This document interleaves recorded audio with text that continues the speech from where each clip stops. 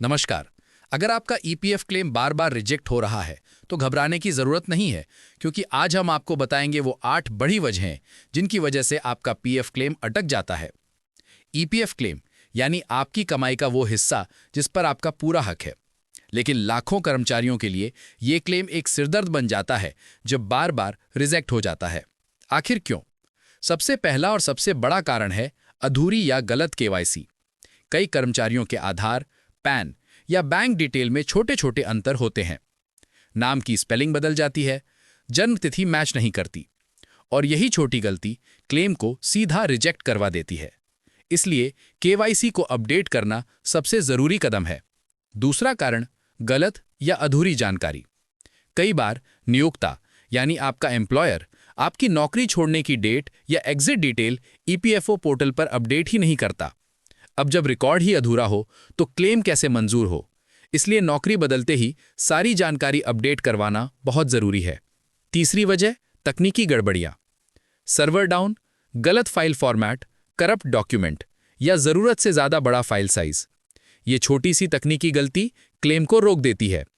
इसलिए हमेशा साफ पीडीएफ फॉर्मेट और सही साइज की फाइल अपलोड करें। चौथी बड़ी वजह गलत बैंक डिटेल। गलत आईएफएससी कोड, बंद बैंक खाता या रिकॉर्ड से मैच न होने वाला नाम, ये सब सीधा क्लेम रिजेक्ट करवाता है, क्योंकि ईपीएफओ का पेमेंट सीधे इसी खाते में जाता है। पांचवां कारण ईपीएफ के रूल्स को नजरअंदाज करना।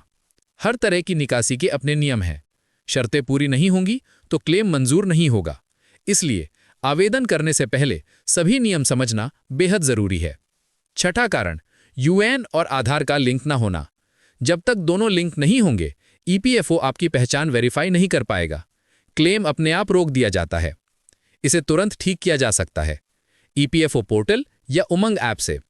सातवां कारण अधूरे दस्तावेज। हर तरह के क्लेम के लिए अलग फॉर्म जरूरी है। फॉर्म 19 अंतिम निपटान, फॉर्म 31 मेडिकल, पढ़ाई, घर जैसी आंशिक निकासी, फॉर्म 10C पेंशन संबंधित कार्य।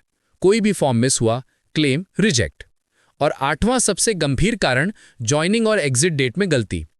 अगर ये दोनों डेट्स ईपीएफओ रिकॉर्ड से मैच नहीं करती तो क्लेम तुरंत रद्द हो जाता है, क्योंकि यहीं से आपकी सेवा अवधि तय होती है।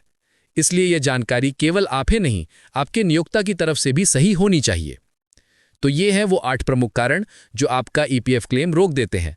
मगर अब आपके पास एक पूरी चेकलिस्ट जिसे फॉलो करते ही आपका क्लेम तेजी से मंजूर हो सकता है।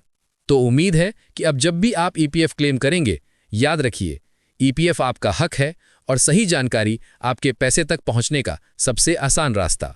फिलहाल के लिए इतना ही। धन्यवाद।